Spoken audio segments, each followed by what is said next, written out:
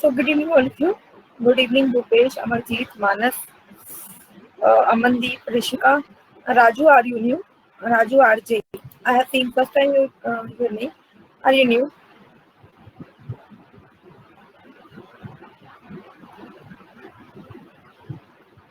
आपको पहले तो मैंने नहीं देखा क्लास में. So are you new in the polity classes?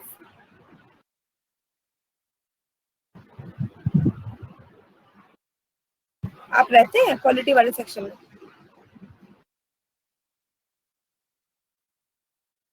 अच्छा बता देते मतलब I haven't seen your name, that's why I'm a bit confused.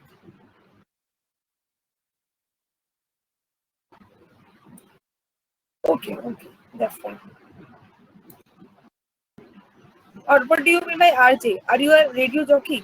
Is it or something else?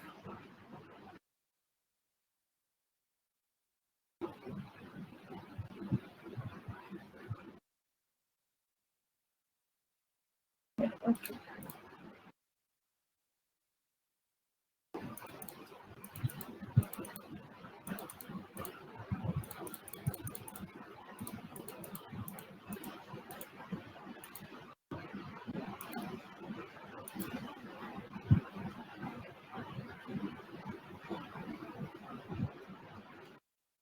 So हमने सिटीजनशिप एक्ट तक कर लिया था और आज से हमें फंडामेंटल राइट की शुरुआत करनी है. अब नेचुरलाइजेशन को एक बार समझ लीजिए कि क्या है.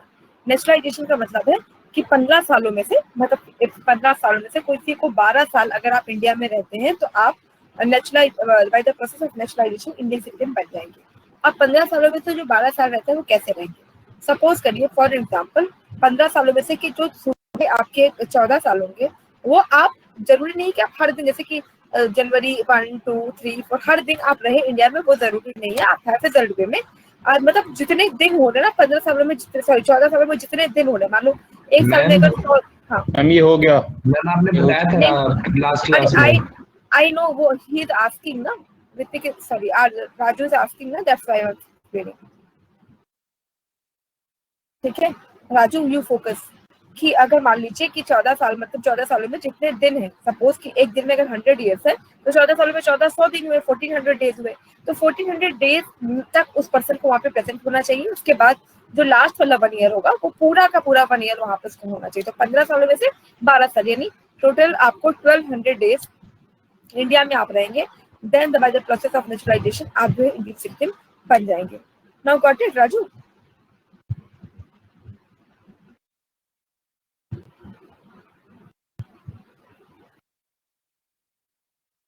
अब देखते हैं कि आज से फंडामेंटल राइट, ये फंडामेंटल राइट क्या होता है. देखिए हमारे कॉन्स्टिट्यूशन में ऐसा नहीं है कि सिर्फ फंडामेंटल राइट्स है. जो चीजें पार्ट 3 में दी हुई है, जैसे हमने बहुत सारे पार्ट्स में देखे ना, पार्ट 1, पार्ट 2, पार्ट 3, पार्ट 4 है ना. उसके बाद जो चीजें आपके पार्ट 3 में दी हुई है, केवल उन्हीं राइट्स को हम फंडामेंटल राइट कहते हैं.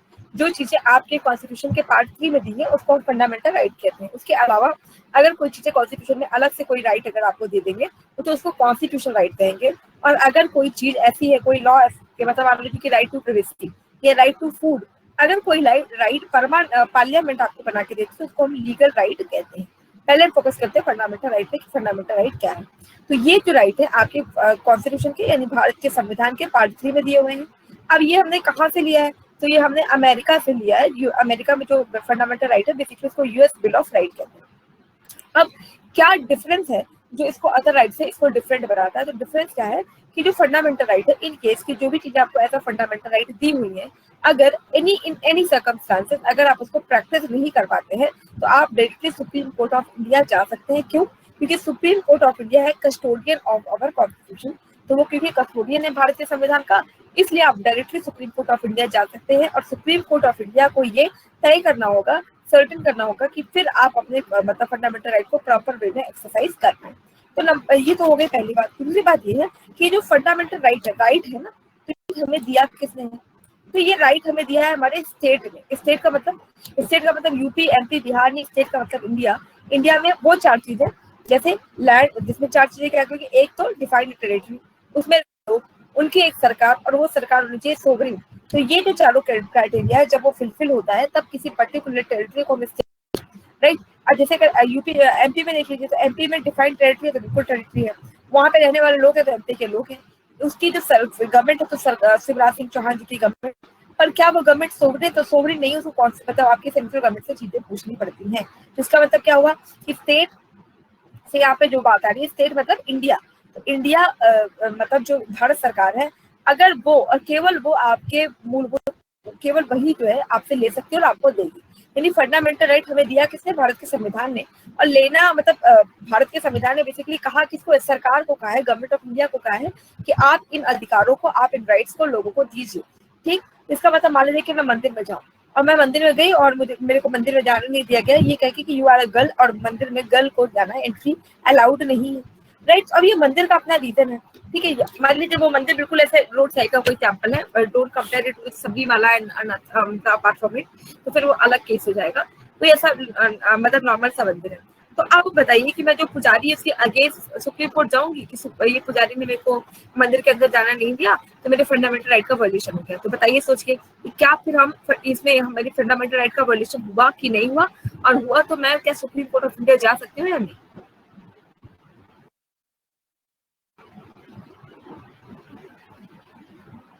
यस मैम, यहाँ पर तो हुआ क्योंकि यहाँ पर राइट टू इक्वालिटी का वॉल्यूशन हो रहा है। नहीं नहीं, अभी उस तरीके से मत सोचिए अभी। अच्छा मंदिर मत सोचिए, सपोज करिए कि स्कूल सोच लीजिए, जो कोई प्राइवेट सा स्कूल है, नर्सरी वाला, जो अगल बगल खुले होते हैं, वहां पे मेरे को जाने से रोक दिया जाए।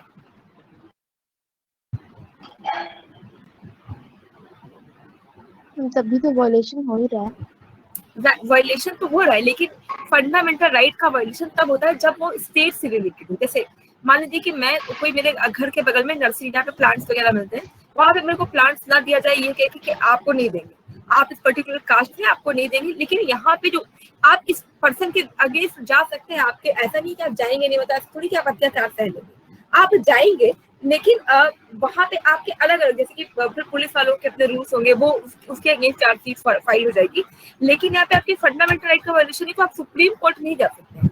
आधी बात समझ में, यानी कि जब केवल स्टेट एक पार्टी होगा, यानी कि भारत सरकार कभी आपको आपका राइट ना दे, है ना, भारत सरकार बोले कि नहीं नहीं आप नहीं देंगे, जो ये पर्टिकुलर कास्ट है इनको नहीं देंगे, इसके लिए अगर वो करती भी तो उसको वैलिड रीजन देगा। तो अगर कभी स्टेट आपकी राइट को वायलेट करता है, स्टेट की वजह से अगर आपके फंडामेंटल राइट जाते हैं, तब आप जाएंगे। मान लीजिए कोई मंदिर का पुजारी, वो स्टेट की बॉडी थोड़ी है, लेकिन कोई डिस्ट्रिक्ट मजिस्ट्रेट बोले, कोई आपको मतलब गवर्नमेंट आपको बीएसएनएल वाले बोले या एलआईसी वाले बोले, जहाँ पे स्टेट एक पार्टी होता है वहीं पे फंडामेंटल राइट है। क्योंकि फंडामेंटल राइट हमें दिया किसने? कॉन्स्टिट्यूशन ऑफ इंडिया ने, बाई सरकार, बाई गवर्नमेंट ऑफ इंडिया हमें वो हमारे राइट मिल गया है। इसका मतलब जब केवल स्टेट एक पार्टी होगी, तब मैं अपने फंडामेंटल राइट के वॉल्यूशन के लिए सुप्रीम कोर्ट जाऊंगी, क्योंकि देने वाला कौन है? मुझे देने वाला तो स्टेट है। आधी बात समझ में, ये डिफरेंस आपको समझ में आ रहा है? यानी किसी प्राइवेटी के लिए मैं जाऊंगी तो फिर वो लीगल राइट्स के आगे मैं जाऊंगी, है ना, जहाँ पे स्टेट पार्शियल, अगर पार्शियल भी है तो भी आप जाएंगे। Can you give me an example जहाँ पे आपको लगता है स्टेट पार्शियल हो? स्टेट पार्शियल हो जैसे कहाँ पे आपको लगता है स्टेट पार्शियल? जैसे कोई स्कूल है, उसमें 50% जो भागीदारी स्कूल की, 50% जो रिकॉग्निशन है वो गवर्नमेंट ऑफ इंडिया ने दी है। तो स्टेट वहां पे भी आपका जो है वो आ गया ना, स्टेट आ गया ना, तो इसलिए फिर आप जा सकते हैं। लेकिन जहाँ पे स्टेट बिल्कुल न्यूट्रल बॉडी है, वहां पे आप नहीं जाएंगे। ठीक, तो यानी क्या है कि वो राइट जो आपके पार्ट 3 में दिए गए हैं वो फंडामेंटल राइट रहते हैं। फंडामेंटल राइट के अगेंस्ट आप जा सकते हैं कहाँ? तो सुप्रीम कोर्ट ऑफ इंडिया जा सकते हैं। प्लीज थोड़ा सा अनम्यूट कर देंगे प्रीति, भूपेश अनम्यूट कर दीजिए, वॉइस बहुत आती है इसमें। और उसके बाद इसको हमने यूएस से लिया है। फिर तो लास्ट पॉइंट है जिसको कहते हैं justifiable in the court of law. Justifiable का मतलब होता है कि अगर आप इस चीज को एक्सरसाइज नहीं कर पाते हैं, then you have the sole right कि आप सुप्रीम कोर्ट ऑफ इंडिया चले जाएं। अगर आप इस मतलब राइट को प्रॉपर एक्सरसाइज नहीं करते, पार्शली मतलब देखिए, पार्शली का कहने का मतलब है कि 50% पैसा उस स्कूल ने लगाया है, 50% जो है गवर्नमेंट उसको अनुदान दे देती है, ग्रांट देती है, वो उसकी बात कर रहे हैं। मैम अगर एक गवर्नमेंट स्कूल में किसी बच्चे का एडमिशन नहीं हो रहा तो वो जा सकता है क्या? जा सकता, मतलब हाँ बिल्कुल जा सकते हैं, लेकिन फिर अभी आपको और भी चीजें तो देखनी होंगी ना। अगर जैसे कि मान लीजिए दिल्ली सरकार ने प्राइवेट स्कूलों से क्या बोला था कि आपको इतने % कोटा बच्चों को देना होगा।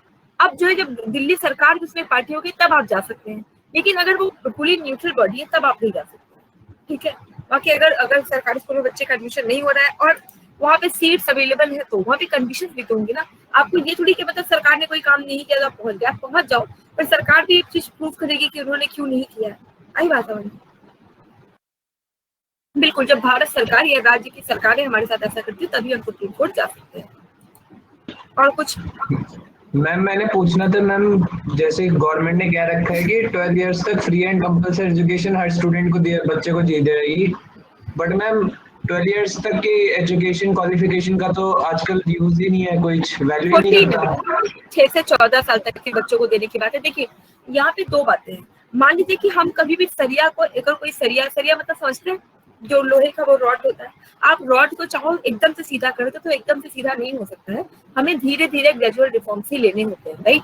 अब यहाँ पे हमारे इंडिया में आप देखो इलिटरेसी बहुत ज्यादा है, तो अगर आप एकदम से सोचोगे कि सबको रिसर्च स्कॉलर बना दे तो वो पॉसिबल नहीं है।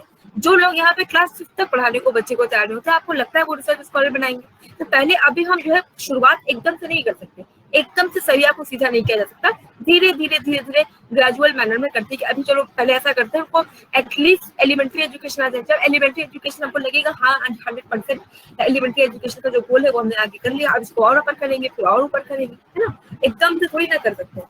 अगर एकदम से कर देंगे तो लोग जो है रिवोल्ट करने लगेंगे कि तुम पढ़ाते ही रहो। या अगर मान लीजिए कि कभी कभी क्या होता है कि अगर मान लीजिए कि कोई रिफॉर्म जबरदस्ती आपके ऊपर ला दिया जाए तो फिर आप सेकेंडरी रूल्स ढूंढते हैं। मान लीजिए कि मैं आपसे बोल दूं कि कैमरा मतलब मोबाइल पे कैमरा लेना अलाउ, कैमरा यूज करना अलाउड नहीं है, बिल्कुल आप करेंगे यूज ही नहीं कर सकते, आपके मोबाइल में कैमरा है। तो अगर आपके मोबाइल में कैमरा में एकदम स्ट्रिक्ट रूल बना दूं तो फिर आप देखिएगा गारंटीड है कि आप चुपके से यूज करेंगे, आप सोचेंगे हमें देख रहे हैं क्या। तो कोई भी चीजें सिर्फ लॉ बना के इम्पोज नहीं की जा सकती, उसका जो रिफॉर्म है वो हमेशा 2 साइडेड होता है, एक तो सोसाइटी के लेवल पे और एक गवर्नमेंट के लेवल पे। तो गवर्नमेंट इसको धीरे धीरे करती है ताकि सोसाइटी की धीरे धीरे आगे बढ़ जाए। तो जब सोसाइटी उस लेवल तक आ जाएगी तो गवर्नमेंट और करेगी, फिर सोसाइटी और चले जाएगी तो गवर्नमेंट और करेगी, नहीं फिर धीरे धीरे चीजें लॉ बन जाती है। आई बात समझ में? Got it? आप देखिए हाँ, तो फंडामेंटल राइट हमने कहा पार्ट 3 में है। पार्ट 3 में है तो क्या पार्ट 3 के सारे आर्टिकल फंडामेंटल राइट है? तो ऐसा नहीं है। आर्टिकल 12 से लेके आर्टिकल 35 तक की जितनी भी चीजें वो पार्ट 3 में आती हैं, लेकिन आपकी फंडामेंटल राइट की शुरुआत होती है आर्टिकल नंबर 14 से और ये आर्टिकल नंबर 32 तक है। यानी आर्टिकल 12, 13 और 10 से 33, 34, 35 फंडामेंटल राइट नहीं है। तो आर्टिकल 12 में है क्या? आर्टिकल 12 बताता है कि ये जो हमारे फंडामेंटल राइट है वो देगा कौन। तो आर्टिकल 12 ने कहा कि हमें हमारे फंडामेंटल राइट देने वाली जो बॉडी है वो है स्टेट। तो फिर स्टेट कौन है ना, मतलब स्टेट कोई पर्सन तो है नहीं कि आओ स्टेट चलो इनको राइट हो रही, स्टेट को डिफाइन किया गया। तो स्टेट में बोला गया यूनियन गवर्नमेंट यानी जो केंद्र की सरकार है वो हमारी सरकार है, स्टेट की गवर्नमेंट, लोकल गवर्नमेंट यानी आपकी सरपंच, ग्राम प्रधान, म्युनिसिपल कॉर्पोरेशन, ये और अदर अथॉरिटी को डिफाइन नहीं किया गया। हर वो बॉडी जो गवर्नमेंट से कहीं ना कहीं एसोसिएटेड है वो अदर अथॉरिटी लगे, जैसे LIC, BSNL या कोई स्कूल है ना। तो ये लोग हो गए आपके क्या कहते हैं, ये सारे के सारे आपकी स्टेट की कैटेगरी में आते हैं जो आपको आपके फंडामेंटल राइट देते हैं। अब इन्होंने बताया जो आपका आर्टिकल नंबर 13 है उसने बताया कि अगर आप कोई ऐसा कानून बना देते हैं, कोई भी संविधान मतलब आपकी जो भारत की संसद है या पार्लियामेंट है, जो अगर कोई ऐसा कानून बना देती है जो फंडामेंटल राइट के अगेंस्ट हो जाता है, जैसे मान लीजिए कि हमने कोई राइट बनाया कि राइट टू, मान लीजिए हमारे पास राइट है right to free movement here and there, आप जहाँ चाहे आराम से इंडिया के किसी स्टेट में जा सकते हैं, घूम सकते हैं। अब गवर्नमेंट ऑफ इंडिया बना दे कि जो है घूमने का अधिकार या घूमने का राइट, इस जो स्टूडेंट लॉबी को घूमने उमने का कोई राइट नहीं, सिर्फ पढ़े। तो हर वो राइट जो मेरे फंडामेंटल राइट को वायलेट करे उसको जो है नल एंड वाइट कर दिया। नल एंड वाइट का मतलब होता है कि ऑल तो वो लिखा तो होगा कॉन्स्टिट्यूशन ऑफ इंडिया में, लेकिन उसकी प्रैक्टिस नहीं। नल एंड वाइट का मतलब ये नहीं होता है कि फिर लिखेंगे, लिखा रहता है कॉन्स्टिट्यूशन ऑफ इंडिया खोलेंगे तो आर्टिकल 13 में रहेगा, लेकिन उसका प्रैक्टिस नहीं किया जाता। ठीक, अब ये बताएगा कौन कि ये जो लॉ बना है ये फंडामेंटल राइट को वायलेट कर रहा है कि नहीं, इसको बताने का काम हमेशा हमेशा आपकी जुडिशरी करती है। इतना समझ में आया? आर्टिकल 12 और आर्टिकल 30 समझ में आया? अमनदीप समझ में आ रहा है? विशाखा, प्रीति? Yes ma'am. अब आ जाते देखिए कितने आपकी फंडामेंटल राइट है। तो टोटल 6 फंडामेंटल राइट। अगर आपसे क्वेश्चन पूछता है how many fundamental rights are there, अब आपको लगेगा यार यहाँ तो आर्टिकल 14 से लेकर आर्टिकल 32 तक है, तो ये 6 कैसे? क्योंकि हर एक राइट, जैसे कि मान लीजिए राइट टू इक्वालिटी, तो कई सारे आर्टिकल राइट टू इक्वालिटी को डील करते हैं, कई सारे राइट आर्टिकल्स आपके राइट टू फ्रीडम को डील करते हैं, राइट। तो अब देखिए हमारे पास टोटल कितने फंडामेंटल राइट है, तो वी हैव 6 फंडामेंटल राइट। पहला right to equality, right to freedom, right against exploitation, right to freedom of religion, cultural education right और राइट टू कॉन्स्टिट्यूशनल लिबर्टी। ये हमारे पास 6 फंडामेंटल राइट है। अब वन बाय वन एक एक चीज को हम देखते हैं। पहला है आपका right to equality. Right to equality में आर्टिकल नंबर 14 से लेकर आर्टिकल नंबर 18 की तक की चीजें आती हैं। आर्टिकल 14 से शुरू होकर आर्टिकल 18 तक की जितनी भी चीजें हैं वो सब आपकी राइट टू इक्वलिटी में आती है। तो राइट आर्टिकल 14 क्या कहता है? आर्टिकल 14 बोलता है equality before law and equal protection of law. मतलब जो आपका कानून है, कानून की नजर में सब बराबर है। और दूसरी आई कहती है इक्वल प्रोटेक्शन ऑफ लॉ कि सबको बराबर बराबर प्रोटेक्शन भी मिलेगा। इक्वलिटी बिफोर लॉ का मतलब क्या है कि अगर सपोज करें कि कोई क्राइम मैं करूं या कोई क्राइम जो है प्रीति करे, कोई क्राइम मानस करे, कोई क्राइम कीरत करे या कोई क्राइम मोदी जी कर दे, हम सबको बराबर ही सजा होगी। मतलब अगर मैंने मान लीजिए कि लेट से कि मैं क्या करूं कि किसका खून करे, मान लीजिए कि मैंने अमरजीत का खून कर दिया, कुछ बोलते नहीं है, तो मुझे भी वही पनिशमेंट मिलेगी। जो कीरत अमरजीत का खून करेंगे तो इनको भी वही मिलेगा, प्रीति कर देंगे मर्डर तो भी। और मोदी जी साक्षात आ जाए कि पॉलिटिकल क्लास में, मतलब इनसे बड़ा राजनीतिक पॉलिटिकल पोस्ट तो कोई होगा नहीं, वो भी आ जाए अमरजीत को किल करने के लिए कि भाई ये बोलता ही नहीं है, तो वो भी जो है तो उनको भी हम सबके बराबर ही जो है पनिशमेंट मिलेगी। तो equality before law in the eyes of law सब बराबर है। अब इक्वल प्रोटेक्शन ऑफ लॉ का मतलब क्या है? अमरजीत एक अच्छे स्टूडेंट है, ठीक है। अब बहुत अच्छा आप लोगों का एग्जांपल ले लेना। अमरजीत एक अच्छे स्टूडेंट है और लेट्स से कि कोई और बैच है जिसमें कि सोहेल नाम का कोई बच्चा है, he is not that much good, ठीक है।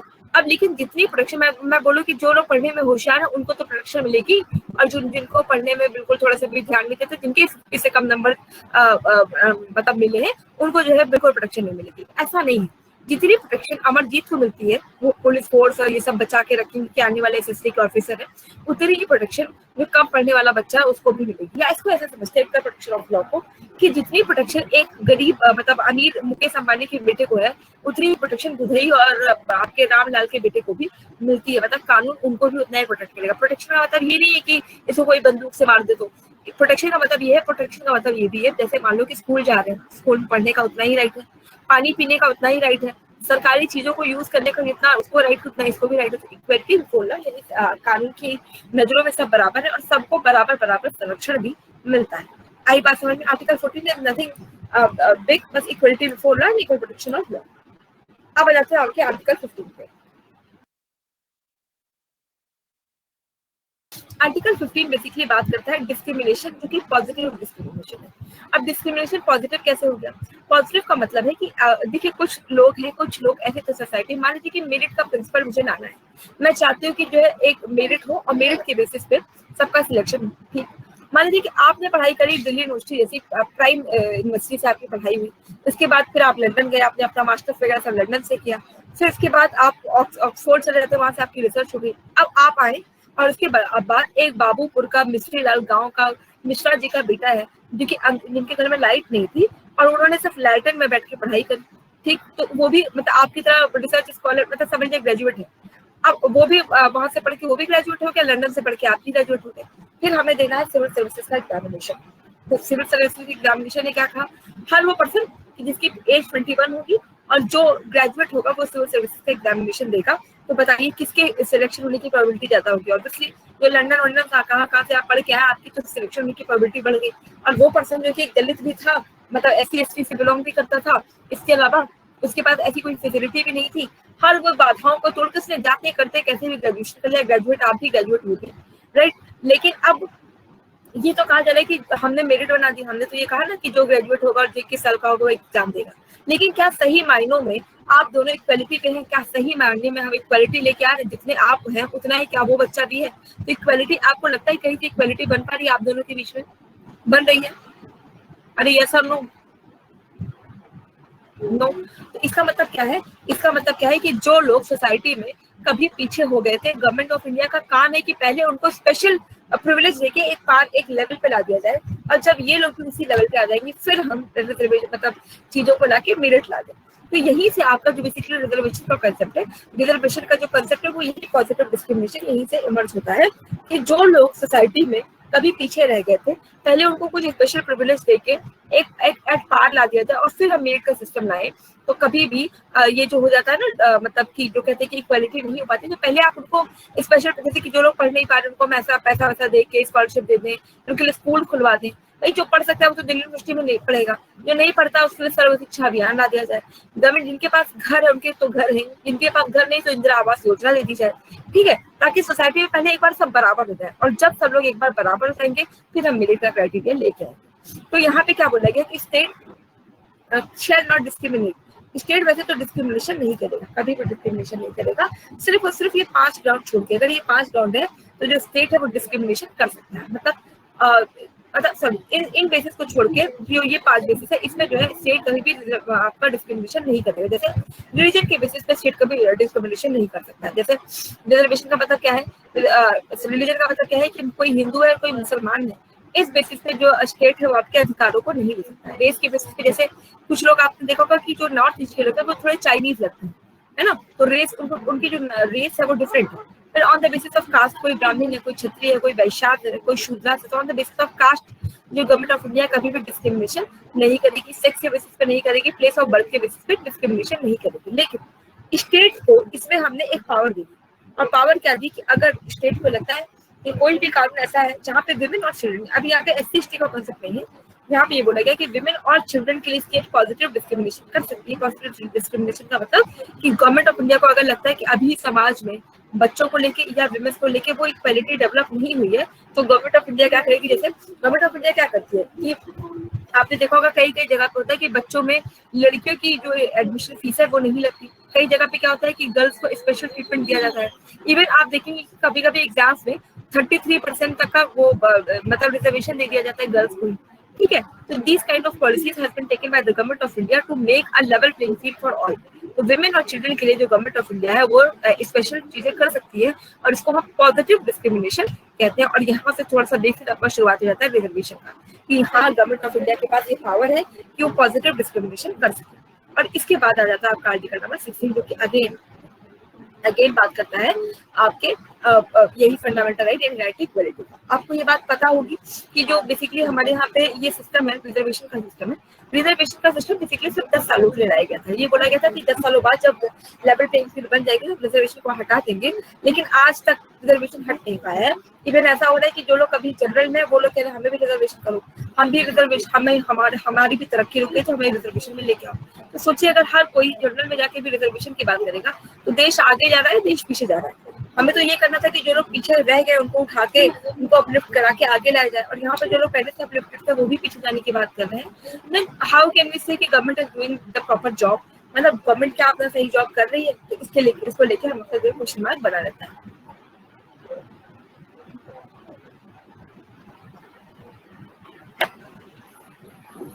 देखिए जब भी पॉलिटिक्स क्लासेस में बैठिए तो आप अपना वही जो मैंने आपको पहले दिन दिखा था, caste, sex, birth of place, इन सबसे ऊपर बैठिए और यही मान के बैठिए कि आप as a citizen of India है, ना तो आप यूपी बिहार के हैं, ना आप किसी पर्टिकुलर कास्ट से बिलोंग करते हैं, अभी आप सिटीजन ऑफ इंडिया है। तो ये कई सारी चीजें क्लास में ऐसे डिस्कस करनी पड़ती हैं, क्योंकि राजनीति विषय ही ऐसा है, पॉलिटिक्स एक ऐसा सब्जेक्ट है तो कहीं ना कहीं मतलब सबसे एक एसोसिएटेड होता है, कभी मतलब थोड़ा सा लोग प्रिजुडाइज होकर लोग बैठते हैं। सपोज करिए मैं राम मंदिर के लिए बोलूँ, मैं बोलूँ कि राम मंदिर का जो फैसला आया है बहुत सही है, सुप्रीम कोर्ट ने जो कहा एकदम सही का, मंदिर बनना चाहिए।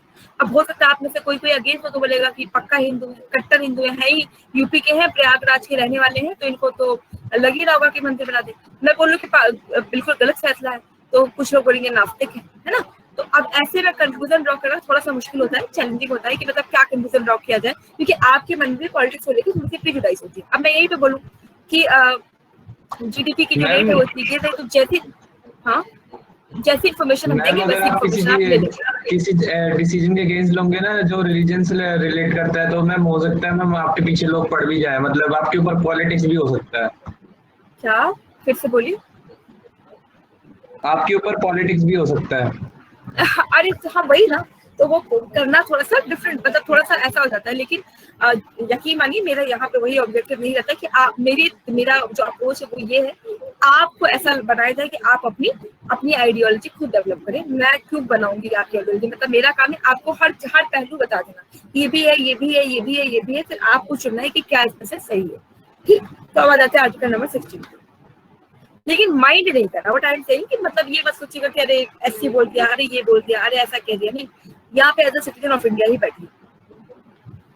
North east reserve for women in parliament, बिल्कुल रिजर्वेशन है पार्लियामेंट में। असल में बात चल रही थी सुषमा स्वराज और सोनिया गांधी के बीच का जो डिबेट है उसी को लेकर चल रही थी। तो पहले जो है कुछ लोगों ने कहा होना चाहिए, कुछ लोग कह रहे नहीं होना चाहिए। अगर वीमेन को आप वहाँ पर रिजर्वेशन दे देंगे तो लगेगा कि तो वीमेन हारी हुई है, इसलिए पार्लियामेंट में रिजर्वेशन नहीं। पार्लियामेंट में रिजर्वेशन नहीं, पंचायत से है। सुषमा स्वराज और सोनिया गांधी का जो डिबेट है फिर वो देखना चाहिए आपको। 10 आउट ऑफ 100 अरे है ही नहीं पार्लियामेंट में रिजर्वेशन। देखिए आर्टिकल 16 बेसिकली आपका फोकस है गवर्नमेंट जॉब को लेकर, सिर्फ और सिर्फ गवर्नमेंट जॉब को लेकर के कि गवर्नमेंट जॉब में कोई भी सरकार, कोई भी स्टेट की गवर्नमेंट आपको मतलब वो नहीं कर सकती, डिस्क्रिमिनेट नहीं कर सकती है। किस बेसिस पे? तो गवर्नमेंट किसी भी स्टेट की गवर्नमेंट आपको, मान लीजिए कि कोई एग्जाम है जो एमपी की सरकार ले रही है, एमपी पीसीएस से लेट से, और आप रहने वाले हैं बिहार के या रहने वाले झारखंड के, तो आप भी वो एग्जाम में अपियर कर सकते हैं। बिहार की यानी एमपी की जो गवर्नमेंट है वो आपको ये कह के नहीं कह सकती कि तुम बिहार को तो तुम निकलो, नहीं। कोई भी जो सरकार है, religion, race, caste, sex, descent, मतलब आप वहां से बस वहां मतलब जो आपके दादा या परदादा वहां के थे तो आप वहां के डिसेंट माने जाते हैं। प्लेस ऑफ बर्थ या रेजिडेंस यानी अभी आप उस स्टेट में रहते हैं, इस बेसिस पे आपके अगेंस्ट डिस्क्रिमिनेशन नहीं कर सकते। यानी सरकारी नौकरी में only government job, article 16 is focusing on government job. Government job में कोई भी स्टेट जो है इस बेसिस पे किसी को नहीं हटा सकती, मतलब इन बेसिस पे आपको डिस्क्रिमिनेट नहीं कर सकती है। कोई भी स्टेट गवर्नमेंट आपको इन बेसिस पर डिस्क्रिमिनेट नहीं कर सकती। In the government job, that there should be an equal opportunity for all the citizens, whether it is any government job in any state. उसके बेसिस पे जो स्टेट की गवर्नमेंट है वो नहीं कर सकती है। अब इसी में एक जो बेसिकली जो प्रोविजन लाया गया था वो आपके बैकवर्ड क्लासेस, SC ST का जो मतलब बेसिकली जो यहाँ से केसेस हुए थे कि बैकवर्ड क्लासेस को यहाँ पे डिफाइन किया गया था कि SC ST को तो रिजर्वेशन दे दिया गया था। यहीं पे कमिटी बनाई गई थी, आपकी इंदिरा साहनी का केस हुआ था। ये सब आपके लिए इंपॉर्टेंट नहीं है, that's what I am not telling you, लेकिन यहीं से इसी आर्टिकल 16 से बेसिकली आपके ओबीसी वाले जो क्लासेस है वो इसी आर्टिकल 16 से आगे आता है। इंदिरा साहनी का केस होता है, उसमें बोलते हैं कि जो अदर बैकवर्ड क्लासेस है उनको भी रिजर्वेशन दिया जाए, ठीक है। तो आर्टिकल 16 ही बेसिकली आपके ओबीसी का रिजर्वेशन की शुरुआत करता है। अब देखते हैं आपके आर्टिकल नंबर 7। तो आर्टिकल नंबर 17 बेसिकली बात करता है अनटचेबिलिटी की। जब इंडिया आजाद हुआ था ना तो सबसे ज्यादा जो कोई प्रैक्टिस थी, सबसे ज्यादा जो मतलब माल प्रैक्टिस थी वो थी आपकी अनटचेबिलिटी। मतलब ऐसा होता था कि डायरेक्शन डिसाइड हो जाती थी कि कोई गांव में जो एससीज है उनकी डायरेक्शन प्री डिसाइडेड है कि आपको इसी डायरेक्शन में रहना होगा, राइट। तो अनटचेबिलिटी को बोला गया कि अनटचेबिलिटी अगर आप प्रैक्टिस करते हैं तो इसका एनी फॉर्म किसी भी तरीके से अगर आप अनटचेबिलिटी फॉलो करते हैं तो इट इज फॉरबिडन, मतलब आपके अगेंस्ट स्ट्रिंजेंट मेजर्स में एक्शन लिए जा सकते हैं, वो कोई भी फॉर्म अनटचेबिलिटी का क्यों ना, ठीक है। तो अनटचेबिलिटी को एबॉलिश करने के लिए गवर्नमेंट ने बोला था अनटचेबिलिटी से एबॉलिश्ड, बिल्कुल खत्म किया जाएगा। और अगर आप इसकी किसी भी लेवल पे मतलब प्रैक्टिस करते हैं तो आपको आपके लिए क्षमा जैसी चीजें अवेलेबल नहीं होंगी, आपको माफी नहीं दी जाएगी। मतलब you do not have any even right to say sorry right. तो अब इसमें देखिए अब इतना ज्यादा ये जो अगर किसी भी एक्ट को, किसी भी आर्टिकल को अगर आप देखें तो सही मायने में इम्प्लीमेंट हुआ है तो ये वो आपका अनटचेबिलिटी है। अनटचेबिलिटी अगर 100% नहीं तो 95% तक इंडिया से खत्म हो चुकी है। अब आप देखो तो आप किसी रेस्टोरेंट में या रोड साइड की जो स्ट्रीट फूड्स होते हैं वहां पे जाके आप कभी पूछते तो होंगे नहीं कि पहले तो अपनी कास्ट बताओ तो हम तुम्हारे पानी पताशे खाएंगे, है ना। या आप रेस्टोरेंट में जाके पूछे कि तुम्हारे यहाँ जो काम करने वाले उनकी कास्ट बताओ, ऐसा तो अब है नहीं। अनटचेबिलिटी काफी हद तक खत्म हो गई है। अब आपका राइट टू इक्वालिटी का जो लास्ट आर्टिकल है वो आर्टिकल 18 है, जो दो बातें करता है। पहला कहता है एवोल्यूशन ऑफ टाइटल, यानी इंडिया में किसी के पास टाइटल नहीं होगा। एंशिएंट हिस्ट्री में हमने क्या पढ़ा था कि अशोका के पास टाइटल था प्रियदर्शन, है ना, समुद्रगुप्त का था परम भट्टारक, या चंद्रगुप्त विक्रमादित्य के पास था महाराजा धीराज, है ना, या ऐसे बहुत सारे टाइटल्स हैं। तो जैसे ये जो टाइटल्स वाली चीजें हैं ये क्या करती है, एक व्यक्ति को विशेष बना देती है, अलग बना देती है। और यहाँ पे हम सब लोग बराबर हैं तो आपको टाइटल नहीं दिया जाएगा, आपको इंडिया में टाइटल नहीं दिया जाएगा। तो आप ये सोच लोगे कि भारत रत्न पद्म भूषण, ये पद्म भूषण क्या है?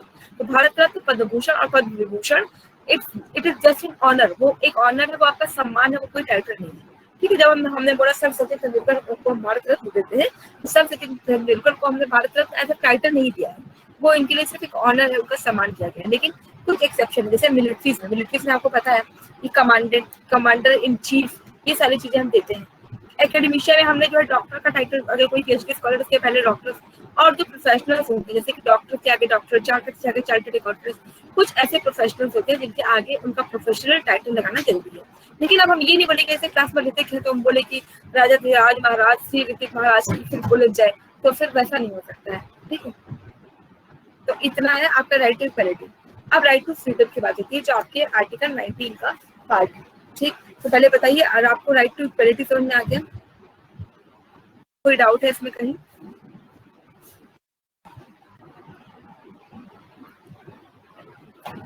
अब तो आप लोगों के इंस्टीट्यूट्स खुल गए हैं कल से।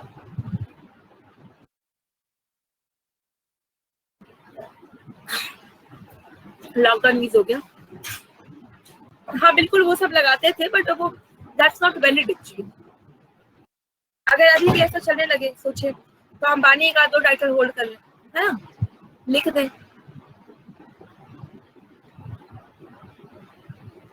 राइट टू फ्रीडम देख लेते हैं। सॉरी राइट टू फ्रीडम हो गया, राइट टू इक्वालिटी हो गया, हाँ अनलॉक हो गया। कल से तो हम लोगों को भी इंस्टीट्यूट से ही क्लासेस लेंगे। अच्छा है आप लोगों को बहुत वॉइस का इशू हो जाता था अक्सर, अब कम से कम ठीक रहेगा। Reservation can be revoked by government, but government कोई भी गवर्नमेंट कभी हिम्मत नहीं करेगी रिजर्वेशन को हटाने की, क्योंकि जो भी हटाने की कोशिश करेगा उसका वोट काउंट जाएगा, है ना। तो एवरीबॉडी वांट्स कि नेक्स्ट टाइम भी वो विन करके आए, तो कोई हटाने की हिम्मत नहीं कर पा रहा है बेसिकली, इसीलिए भी नहीं हटता है। नहीं तो सोचिए सिर्फ 10 साल के लिए था और ऐसा था कि 10 साल बाद जब हम एक्ट पार आ जाएंगे तो हटा देंगे। मैम आपके हिसाब से हटना चाहिए कि नहीं हटना चाहिए वैसे? नहीं मेरा कोई हिसाब नहीं, मेरा वही हिसाब है जो भारत सरकार का हिसाब है। हालांकि मुझे ऐसा लगता है कि मतलब अगर आपने ये लेके आए हैं कि थोड़े समय के लिए आपको एक एक्ट पार ला देना चाहिए, तो बिल्कुल सही बात है, एक बार सब कुछ क्वालिटी पे ला दो, लेकिन फिर आप उसमें काम भी तो करो। मतलब आपने कहा कि 10 सालों के लिए रिजर्वेशन लेके आए, तो 10 सालों के लिए आप उनको अपलिफ्ट भी करो। मुझे एक्चुअली कास्टिज्म बुरा नहीं लगता, लेकिन कास्टिज्म में जो ब्राह्मणाइजेशन होता है उससे प्रॉब्लम होती है। मतलब कुछ एससी कम्युनिटीज में आप देख लो, एससी कम्युनिटी में कुछ लोग बहुत आगे हैं और कुछ एक्चुअली बहुत पीछे हैं। अपलिफ्टमेंट की जरूरत जो बहुत पीछे उनको है, तो उनको जरूरी है। जैसे कि मान लीजिए कि कोई ऐसी कम्युनिटी में आप देखिए बड़े से बड़े ऑफिसर्स उस पोस्ट पे हैं, तो आप जरूरी है कि वो जो लोग एक पार पहुंच चुके हैं एससी कम्युनिटीज में या एसटी कम्युनिटीज में या ओबीसी में, तो उनका काम है कि जो उनके यहाँ पे अभी भी देखिए काम करने वाले लोग वो इसी लोअर स्टेटा के हैं, तो वो लोग क्यों नहीं उनको ऊपर कर देते हैं, वो लोग खींच के ऊपर करें। और जो लोग एक पार पहुंच चुके हैं, मुझे लगता है उनको वॉलंटरीली अपनी चीजें छोड़ देनी चाहिए कि भाई मुझे तो वो चीजें अचीव हो गई हैं, तो मैं खुद से अपनी वो चीजें छोड़ता हूँ और मैं जो है अब जनरल कैटेगरी में खुद आ जाऊंगा। लेकिन आप शायद ही किसी को देखोगे जो मतलब इस तरह की कम्युनिटी का लाभ अभी भी ले रहा है, अच्छे अच्छे पोस्ट पे है और मतलब वो इतना सफिशिएंट उनके पास अर्निंग है कि वो अपने बच्चों को पढ़ा सकते हैं, वो अच्छे से अच्छा खा सकते हैं, बेस्ट से बेस्ट फैसिलिटीज अवेलेबल करते हैं, फिर भी इसके बाद रिजर्वेशन की पॉलिसीज का मतलब हेल्प लेते हैं। तो जिनको एक वो मिल गया, एक लेवल प्लेइंग फील्ड आ गया, मुझे लगता है उनको वॉलंटरीली छोड़ देना चाहिए। बिल्कुल फाइनेंस के बेसिस पे नहीं था, इसीलिए तो आपका ईडब्ल्यूएस वाला आया है, जो इकोनॉमिकली वीकर सेक्शन वाला जो रिजर्वेशन का क्राइटेरिया है, वो फाइनेंस के बेसिस पे तो आया कि जिसकी अर्निंग कम है उसको लेके आया। मैम क्योंकि ऐसे तो जरूरी नहीं है ना, क्योंकि कोई ऐसे कोई अगर कोई जनरल कास्ट का भी अगर होगा तो हो सकता है कि वो मतलब कि फाइनेंशियली इतना स्ट्रांग नहीं हो, और जो भी एससी और एसटी वाले हैं वो फाइनेंशियली स्ट्रांग है लेकिन फिर भी उनको रिजर्वेशन मिलता है। मिल रहा है वही बस इसीलिए मतलब मुझे रिजर्वेशन से कभी इशू नहीं रहा है। लेकिन वो कहते हैं ना कि एससी में जो ब्राह्मणाइजेशन होता है, तो I literally do not support those things कि मतलब आपने तो अपने आप को इतना ग्रो कर लिया है ना कि अब आपको जरूरत ही नहीं है, then these people should be वो जो उस एम्बिट में उनको नहीं निकलना चाहिए, उस एम्बिट से या तो वो वॉलंटरीली छोड़ दें या गवर्नमेंट फिर कुछ ऐसा डिसाइड करे, है ना। नहीं तो खामखा में एक लेवल के लोगों को तो आप बढ़ाते जा रहे हैं। खैर अब हम आर्टिकल 19 पे रहते हैं, मतलब आके इस पे आ जाते हैं राइट टू फ्रीडम पे। ये तो लंबी डिबेट है पॉलिटिक्स की, तो कोई कहेगा अच्छी बात है, कोई कहेगा नहीं है। देखिए राइट टू फ्रीडम क्या है। राइट टू फ्रीडम बेसिकली आपके आर्टिकल 19 में दिया है। देखिए ये इस तरीके से लिखा है, जैसे freedom of speech and expression 19 clause A, freedom of association 19 clause B, freedom of assembly 19 clause C, freedom of residence 19 clause D, freedom of movement 19 clause E, freedom of profession 19 clause F. यानी right to freedom हमें 6 तरीके से right to freedom मिला है, स्वतंत्रता मिली है, 6 तरीके की स्वतंत्रता मिली है, 6 तरीके का फ्रीडम मिला हुआ है। तो क्या है पहला, freedom of speech and expression, यानी आप कुछ भी बोल सकते हैं और अपनी बातों को एक्सप्रेस कर सकते हैं, है ना। मान लीजिए कि आपको बताना है कि हिंदुइज्म या मतलब जो हिंदू देवी देवता हैं उनके बारे में आप बहुत अच्छा सोचते हो, आपको लगता है हिंदू ही हिंदू प्रमोट होनी चाहिए, तो आप उसके बारे में सोच भी सकते हो, एक्सप्रेस भी कर सकते हैं। मुझे लगता है कि भगवान की बड़ी कृपा है, हनुमान चालीसा का जप करने से ऐसा होगा। अब इसका मतलब ये नहीं है कि सुपरस्टिशन फैला रहे हैं। स्पीच एंड एक्सप्रेशन का आपको पूरा पूरा फ्रीडम दिया गया है। फ्रीडम ऑफ एसोसिएशन का राइट का मतलब होता है कि जब आप चाहे तो ग्रुप बना सकते हैं, एसोसिएशन बना सकते हैं, राइट। जैसे अभी हम सब लोग हैं प्रोटेस्ट अकेडमी में पढ़ने पढ़ाने वाले लोग, तो मान लीजिए कि हम लोगों को एक कोई बिजनेस शुरू करना है, लेट्स से वी वांट कि हम एक काम करते हैं, हम जो है मान लीजिए कि किसका बिजनेस करें, हम मैट्रिमोनियल अलायंसेस अपना खोल लेते हैं। मैट्रिमोनियल अलायंस है आपका शादी.com और ये सब होता है ना, जीवन साथी ये वो। तो अब हम लोगों ने इसे खोल लिया, ठीक है।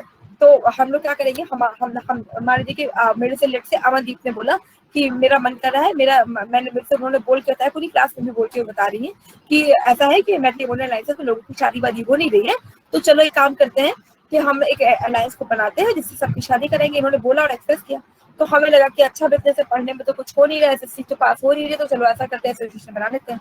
तो हम सब लोगों ने मिलकर एसोसिएशन बना लिया। अब हमने जब एसोसिएशन बनाया तो हमें क्या था कि भैया मैंने आप लोगों को फेस टू फेस देखा नहीं है, आप लोगों ने एक दूसरे को फेस टू फेस नहीं देखा है, तो इसके अलावा हमें लगा कि सिर्फ 17 लोगों में तो पूरे इंडिया कवर होगी नहीं, तो और लोग भी तो हमें चाहिए। तो हम एक काम करके असेंबली लगाते, तो फिर वहां पे माइक वाइक लगाया गया, बढ़िया सा स्टेज बना। असेंबली में और लोगों को भी मतलब हमने बोला कि जो जो चाहे आ जाए, हम बहुत बड़ा बिजनेस शुरू करने वाले थे। असेंबली हुई, लोग आए, पार्टिसिपेट किए, वहाँ पे स्पीच दी गई, ठीक। असेंबली यानी स्पीच एसोसिएशन, फिर असेंबली। असेंबली बनाने का, असेंबली में आप स्पीच वगैरह दे सकते हैं, इसका पूरा पूरा आपको राइट। फिर होता है रेजिडेंस। रेजिडेंस मतलब इंडिया के किसी भी पार्ट में आपको बसने का, किसी पार्ट में मतलब रहने का आपको पूरा पूरा राइट है। तो इन्होंने कहा कि देखिए मैम, मैं तो हरियाणा में रहती हूँ, हरियाणा में वैसे भी शादी वादी करो ना करो एक बराबर ही है, तो चलो हम दिल्ली में बस जाते, तो हम सब लोग रेजिडेंस कहाँ पर रह ले, दिल्ली में। अब हो सकता है आप में से कोई कहाँ रह रहा, हो सकता है कोई हरियाणा में, कोई यूपी में, कोई बिहार में, कोई झारखंड में, कोई कहीं, लेकिन हम सब लोगों को पूरा पूरा राइट है कि हम कहीं भी बस जाए। तो हम सब लोग अपना रेजिडेंस लेके दिल्ली में पहुंचे, न्यू दिल्ली में हमने रहना शुरू कर दिया। फिर आप में से जो सबसे ज्यादा बोलते हैं वो है, मान लीजिए कि कीरत ने कहा कि मैम बैठे बैठे कुछ होगा नहीं, कि सिर्फ और सिर्फ दिल्ली में रहेंगे तो हमारा बिजनेस चल चुका, हमें क्या है, हमें एक दूसरी जगह जाना भी चाहिए। तो हमने कहा कि चलो एक काम करें, कभी जो है बैंगलोर चलेंगे, कभी चेन्नई में जाके अपने marriage bureau, Plutus marriage bureau को एडवर्टाइज करेंगे, कभी कहीं चलेंगे। तो मूवमेंट का भी मेरे पास पूरा राइट है। ये नहीं कि तमिलनाडु की सरकार बोलती थी कि खबरदार जब अपने शादी ब्यूरो का लेके प्रचार हमारे पास आए, ठीक। तो मूवमेंट हमने करना शुरू कर दिया, लेकिन कुछ दिनों के बाद हमें लगा ये शादी वादी का बिजनेस ठीक नहीं है, चलो वापस से एसएससी का काम करना शुरू करें। अब वापस से मेरा मन बदल गया, मैंने अपना वो मैरिज ब्यूरो बंद कर दिया। अब मेरा और किसी प्रोफेशन में जाने का भी पूरा पूरा राइट है, मैं जब चाहूँ जो चाहूँ वो प्रोफेशन जो है कर सकती हूँ। तो अब मेरा जो है, मैंने सोचा कि अब मेरा प्रोफेशन होगा कि मैं जो है बैठ के काउंट किया करो कि ट्रेन की मतलब जो कोई ट्रेन पास होती है कितने डिब्बे हैं, तो मैं वही करूँ, मेरा मन है। अब मान लीजिए कि आपका मन है कि चलो मेरा मन है कि जितनी भी मक्खी आएंगी मैं उनको मारूंगा, तो ठीक है, तो वो भी आपका राइट हो सकता है। तो आर्टिकल 19 बेसिकली फ्रीडम ऑफ क्या क्या देता है, freedom of speech and expression, freedom of association, freedom of assembly, freedom of residence, freedom of movement and freedom of profession, ठीक है। इतना समझे, आर्टिकल 19 क्लियर हुआ। लेकिन क्या इसमें रेस्ट्रिक्शन है, तो रेस्ट्रिक्शन है, मतलब रेस्ट्रिक्शन बिल्कुल है। तो अगर कभी लगता है भारत सरकार को ऐसा लगता है कि पब्लिक ऑर्डर में, मतलब मान लीजिए कि कभी हमारे ऊपर कोई कंट्री अटैक कर रही है या दो स्टेट्स के बीच में कुछ भी डिस्प्यूट है, मान लीजिए कि पाकिस्तान भारत में हमला कर दिया, आपने कहा कि मेरे पास तो राइट है कि मैं जहाँ चाहूँ भारत के किसी भी पार्ट में जाने का, मेरे को रेजिडेंस बनाने का अधिकार है, मैं भारत के किसी भी पार्ट में घूमने का अधिकार है, तो मैं आप पाकिस्तान जाऊंगा, इधर से पाकिस्तान गोली कर रहा है, इधर से जो है इंडिया कर रहा है, और मैं बीच में खड़े होकर सेल्फी लूंगा और फिर पोस्ट को इंस्टाग्राम पे लगाऊंगा कि सेल्फी विद इन मतलब selfie with the border, selfie with the army. तो इस तरीके की सेल्फी लेने का मेरे को राइट चाहिए। तो ये चीजें पब्लिक ऑर्डर में ये सही नहीं है, तो आपको ये राइट नहीं दिया जा सकता है, राइट। यानी अंडर नेशनल इमरजेंसी इस तरीके के जो राइट्स है इनको रिस्ट्रिक्ट किया जा सकता है। Some restrictions are there to be, अगर पब्लिक ऑर्डर में ऐसा है कि मतलब रिस्ट्रिक्शन लगाने का पूरा पूरा राइट गवर्नमेंट ऑफ इंडिया को दिया जाता है। बट इतना समझ में आया आपको, क्लियर हुआ?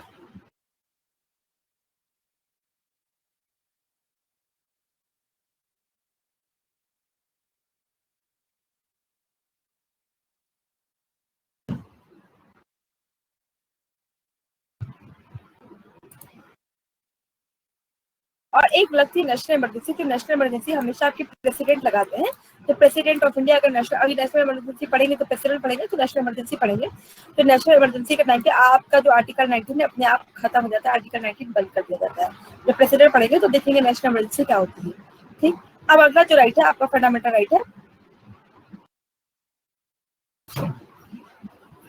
ये भी आपका लॉकडाउन मतलब नहीं, national lockdown is not an national emergency. National emergency दो ही कंडीशन होता है, या तो आपकी आर्मी रिबेल कर दे या कोई और कंट्री आपके पर आक्रमण कर दे, दो ही कंडीशन होती है आपकी नेशनल इमरजेंसी की। तो लॉकडाउन में आपकी ऊपर किसी कंट्री ने अटैक किया है क्या, या आपकी मिलिट्री ने कुछ किया है, तो दोनों कंडीशन नहीं है, तो lockdown is not a national emergency. ठीक, तो अब देखिए आर्टिकल 20, ये भी आपका कहीं ना कहीं बात करता है राइट टू फ्रीडम का। एक सेकेंड,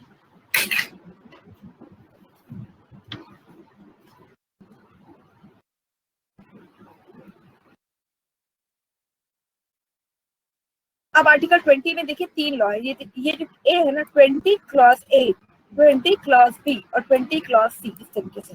तो 20 क्लॉज ए क्या है, तो ये कहता है पहला जो है 20 क्लॉज ए, ये बोलता है no ex post facto law.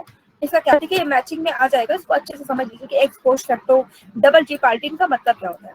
तो एक्स पोस्ट फैक्टो का मतलब क्या होता है कि जो लॉ बनाया गया, कोई कानून बनाया गया, तो जिस दिन वो कानून बनाया जाएगा उस दिन से वो लागू होता है। ये नहीं कि आप एक दिन पहले से लागू करते। जैसे मान लो कि अभी जो है अगर आप क्लास बंक करते हैं, सपोज कि ये मेरी सरकार है, जैसे कि मेरी सरकार है अपनी, और मेरी सरकार में मैं पॉलिटी आप लोगों को पढ़ाती हूँ, मेरी सरकार में आप आते हैं और रोज पढ़ते हैं। लेकिन अगर किसी दिन आप क्लास बंक करते हैं, लेट्स से कि आज कौन सा दिन है, आज मंडे है ना, मंडे को लेट्स से कि प्रीति ने क्लास बंक कर दी, ठीक, तो अभी तक जो है क्लास बंक करने का एक पनिशमेंट थी कि जो क्लास बंक करेगा इसको हाथ ऊपर करके खड़ा कराया जाएगा, बस, ठीक, या समझ कान पकड़ के खड़े होंगे अगले दिन। इतना लौट है, ननद कोई बात नहीं, कल आ जाएंगे तो कान पकड़ के खड़े हो जाएंगे। कौन ही देख रहा है ऑनलाइन क्लास में कि कान पकड़ा दिए कि नहीं। अगले दिन मैं कानून बनाऊं, क्योंकि मैं तो सरकार हूँ ना, तो मैंने कानून बनाया कि अब जो पॉलिटिक्स क्लास बंद करेगा उसको क्या कर देंगे, फांसी दे देंगे। और उसके बाद मैंने देखा कि प्रीति नहीं है, प्रीति मेरे को बिल्कुल पसंद नहीं, तो मैं क्या करूँ, उसको एक दिन पहले से लागू कर दूँ कि मतलब प्रीति तो कल नहीं आई थी ना, और कानून मैंने आज बनाया, और मैं क्या करूँ उसको एक दिन पहले से लागू कर दूँ कि कल से जो नहीं आया होगा उसको फांसी दी जाएगी। तो अब प्रीति को लगेगा यार मैं मतलब मुझे तो कान पकड़ खड़ा होना था, ये तो फांसी हो गई, ये इनके साथ क्या हो गया, इनजस्टिस हो गया। ये तो इसलिए कान मतलब इनको लगा था सिर्फ I have to just hold my ear, that's it, और यहाँ तो इनको फांसी हो रही थी। ये क्या हो जाएगा, इनके साथ पूरी तरीके से इनजस्टिस हो जाएगा। इसलिए एक्स फोर्स फैक्टर लॉ का मतलब होता है कि जिस दिन कानून बनेगा ना उसके बाद से वो लागू होगा। इसका मतलब ये नहीं कि उसको आप एक दिन पहले से, एक साल पहले से लेके आएंगे, तब तो फिर वो मतलब उसके एम्बिट में वो लोग भी आ जाएंगे जिन्होंने जिनको पता भी नहीं था कि इसके लिए इतना भारी पनिशमेंट भी मिल सकता है। एक्स पोस्ट फैक्टर का मतलब जिस दिन से कोई कानून बनेगा उस दिन से लागू होगा।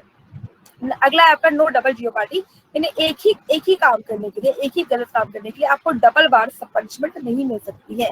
सपोज कि मान लीजिए कि आप मतलब वही प्रीति वाला एग्जांपल लेके चलते हैं कि प्रीति को एक सजा तो मैंने ये दी कि चलो आप कान पकड़ के खड़े रहो। अब बाकी जो ये बाकी लोग जिन्होंने ज्वाइन किया वो भी पढ़ रहे हैं, उनको लगा कि यार हम अकेले ही बोल हुए क्या, इन्होंने बोल दिया तो अब हम लोग इसको सजा देंगे, हम लोग इनसे बात ही नहीं करेंगे, या फिर ये हमसे नोट्स मांग के देखे हम कुछ ले लेंगे, हम इनको ऐसे ट्रीट करेंगे जैसे क्लास में है ही नहीं।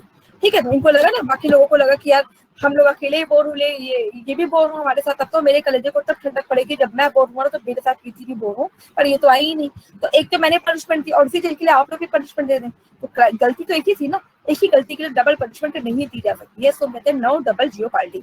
अब अगला है no self information. No self information का मतलब होता है किसी पर्सन को आप कंपेल नहीं करेंगे कि वो अपने गुनाह को कबूले, मतलब आप सिद्ध करो ना, आप प्रूफ करो कि ये काम इसने गलत किया है। इसका मतलब ये नहीं कि आप उसके पीछे पड़ जाओ, उसको मारोगे, उसको टॉर्चर करोगे कि वो बोल दे। कभी कभी होता है बिकॉज ऑफ टॉर्चर कोई गलती कोई नहीं किया होता, वो कह देता कि हाँ हाँ हम ही नहीं किया है। ठीक, ये वाले आपको केसेस मिलेंगे जब बेसिकली बहुत सारे पुलिस एनकाउंटर के केसेस आपने देखे होंगे कि पुलिस वाले क्या करते हैं कि जब उनको असली कल्प्रिट नहीं मिलता तो मतलब कहा जाता है ऐसा कि वो लोग किसी को भी पकड़ते हैं, वो इतना मारते हैं कि बंदा खुद ही कह देता है कि नहीं नहीं सर मैंने ही किया है, जिसने भी गलत काम है सब मैं ही तो करता हूँ, सब मैंने किया है। ठीक है, तो नेक्स्ट सेल्फ इंफॉर्मेशन बता, आप किसी को कंपेल नहीं कर सकते। ये था आपका आर्टिकल नंबर 20। आई होप कि ये क्लियर हो गया होगा, नहीं हुआ है तो बताइए।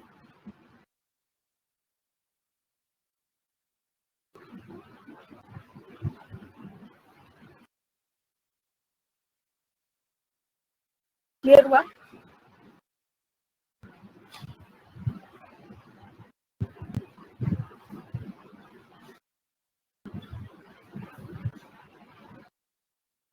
आप तब तक टाइप करिए, तब तक हम आर्टिकल 21 पे चलते हैं।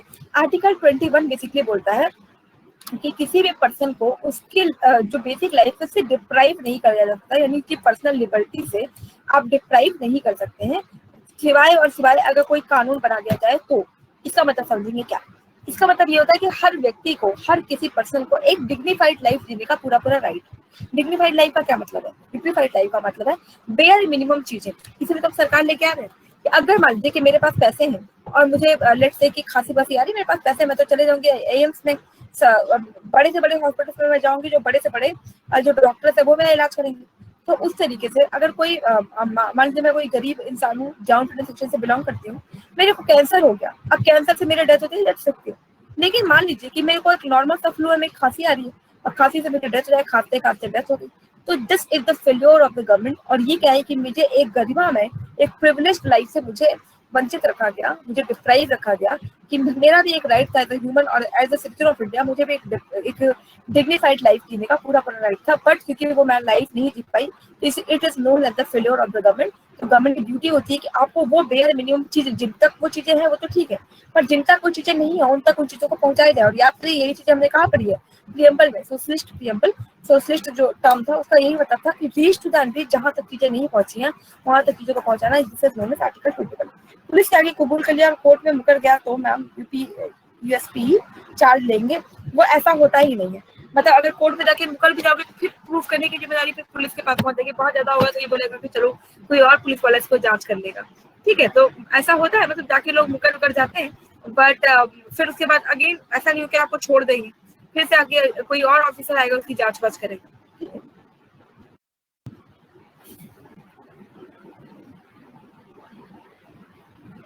देखिए इंदिरा गांधी बोल रही है, ये मेनका गांधी का केस हुआ था 1978 में, जिस केस के बाद में आपकी जो राइट टू प्रिविलेज लाइफ है उसको थोड़ा सा एक्सपेंड कर दिया गया था।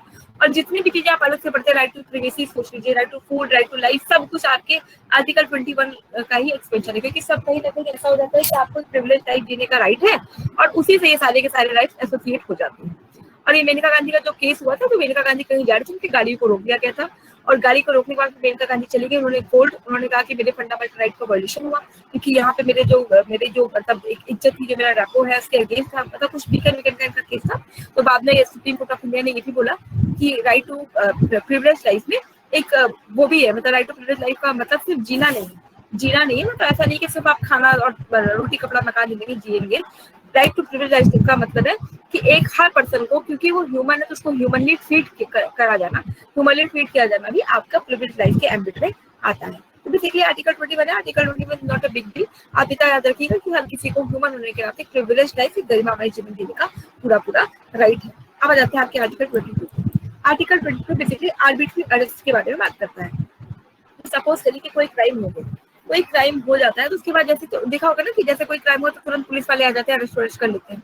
लेकिन क्राइम होने के बाद आप एकदम पक्के तौर पर तो ये नहीं कह सकते कि क्राइम किसी ने किया। लेट्स से इसी क्लास में ऋषिका के नाम में लोहिया है, आपको पता है तलवार जो है लोहे से बनती है, ऋषिका के नाम में ही लोहा है। ऋषिका ने प्रीति का खून कर दिया, मर्डर कर दिया। लेट्स अब अभी ये प्रूफ नहीं हुआ है, जब हम लोग पहुंचे तो क्योंकि इनके नाम में लोहिया था, यही लोहे का वो लेके खड़ी थी, वो क्या होता है जिससे मारते हैं, knife kind of thing, knife लेके ये ऋषिका हमें वहां पे मिली, राइट। तो हमने कहा कि ऋषिका ने मारा है प्रीति को। पुलिस वाले आए, उन्होंने पूछा किसने मारा, हमने कहा ऋषिका ने, देख लो नाइफ तो नहीं के हाथ में। तो अब जो है पुलिस वाले इनको लेकर चले गए ऋषिका को, ठीक, कथा लेकर चले गए जेल।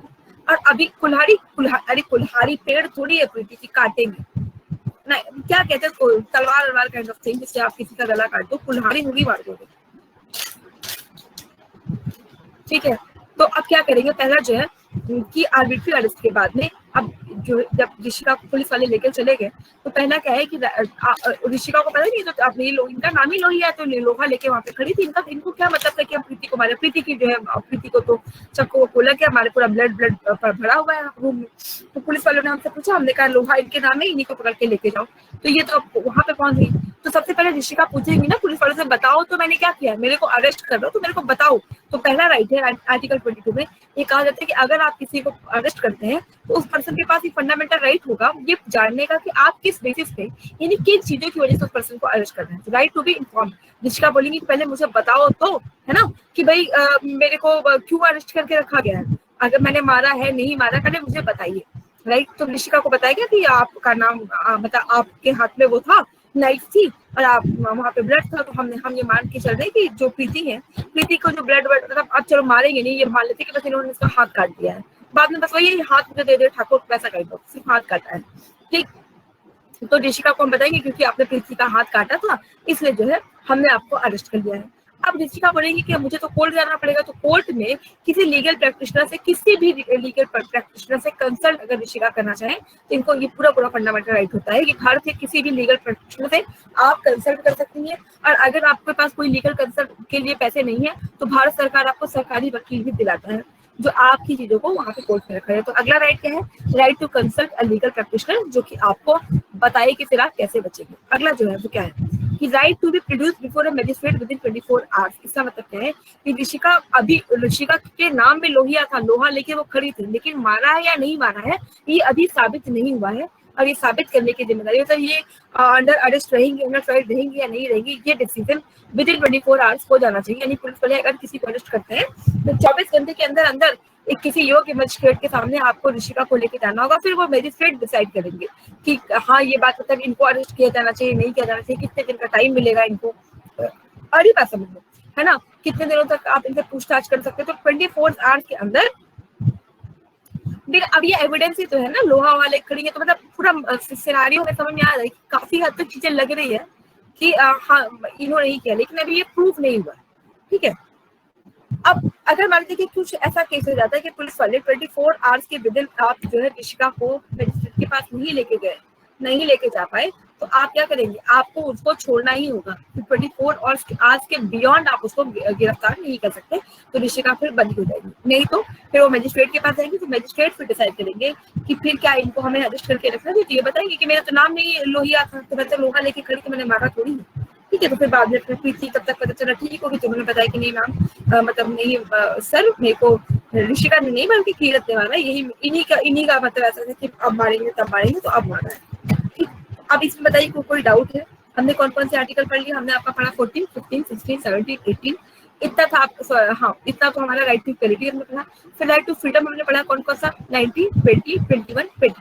अब इसमें एक आर्टिकल है जो आपका बच रहा है, वो भी कर लेते हैं, वो है आर्टिकल 21A। फिर क्वेश्चन की तरफ आएंगे, आर्टिकल 21A क्या है। तो 21A बेसिकली बात करता है, 21A को पहले ये नहीं था, 21A को 86 अमेंडमेंट, 86 का मतलब है 1, 2, 3, 4 हो गया, तो 2002 आते आते 86 नंबर चल रहा था। तो 86 अमेंडमेंट से हमने अपने कॉन्स्टिट्यूशन में एक आर्टिकल जोड़ा, और वो आर्टिकल था आर्टिकल 21A, जिसमें ये बोला गया कि हमेशा हर 6 से 14 साल तक के बच्चों को फ्री और कंपल्सरी एजुकेशन देना स्टेट की रिस्पॉन्सिबिलिटी होगी। फ्री और कंपल्सरी एजुकेशन देना हर चाइल्ड को, it is the sole responsibility of the state to provide free and compulsory education to the children within the age group of 6 to 14, यानी 6 से 14 साल तक के बच्चों को फ्री और कंपल्सरी एजुकेशन देना ये स्टेट का सोल रिस्पॉन्सिबिलिटी होगी। तो ये आर्टिकल 21A है, जिसको 2002 में 86 अमेंडमेंट से हमने कॉन्स्टिट्यूशन ऑफ इंडिया में ऐड कर दिया है। अब देख लेते हैं आपके कुछ क्वेश्चन, तो बताइए इसका सही आंसर क्या होगा। Which fundamental right of the constitution deal with the freedom of speech. Article 19। Very good. और कोई,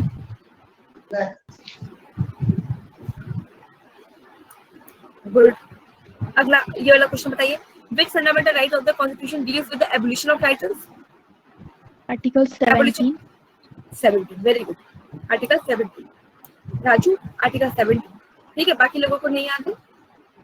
अच्छा बताइए, right to equality in the government job, ये कौन से आर्टिकल में दिया हुआ है, कौन सा फंडामेंटल राइट बात करता है गवर्नमेंट जॉब में एक राइट टू इक्वलिटी के लिए। आर्टिकल 16 भाई, किसी में नहीं। 16 में बोला गया था कि ऑन द बेसिस ऑफ मतलब race, religion, caste, sex, birth of place की बेसिस पे कोई स्टेट गवर्नमेंट आपको गवर्नमेंट जॉब में बैठने से रोक नहीं सकती है। अब बताइए, right to speech and expression कौन से आर्टिकल में? आर्टिकल 19 में। अच्छा बताइए, नो डबल जीओ पार्टी से आप क्या समझते हैं? What do you understand by no double jeopardy? No double jeopardy से आप क्या समझते हैं? प्लीज अनम्यूट करके कौन बताएगा? रुपेश, मानस, मैं बताऊं? हाँ अच्छा बताओ, आप बताओ। अगर किसी पर्सन ने अगर कोई क्राइम नहीं, लेकिन कुछ ऐसा कर दिया है तो उसको एक ही काम के लिए उसको 2 बार पनिशमेंट नहीं मिल सकती है। ठीक है, अब बताइए नो एक्स पोस्ट फैक्टो का क्या मतलब होता है? मैम जिस दिन कानून बनेगा जिस दिन उसी दिन लागू होगा वो। उसी दिन से लागू होगा, आप इसको बैक डेट से लागू नहीं कर सकते हैं। इसको लिख दें, आप ही लिख लो अपने पास, मान लो मैं पीपीटी पे लिख भी दूंगी तो वो तो हट जाएगा ना, आप अपने पास इसको लिख लीजिए अपने इम्प्लीमेंट टर्म, मतलब जिस तरीके से आप बस इतना लिख लो ना वहाँ पे कि एक ही कानून के लिए डबल पनिशमेंट नहीं होगी और जिस दिन कानून बनेगा उसी दिन से लागू होगा। ठीक, अच्छा अब समझ में आ गया।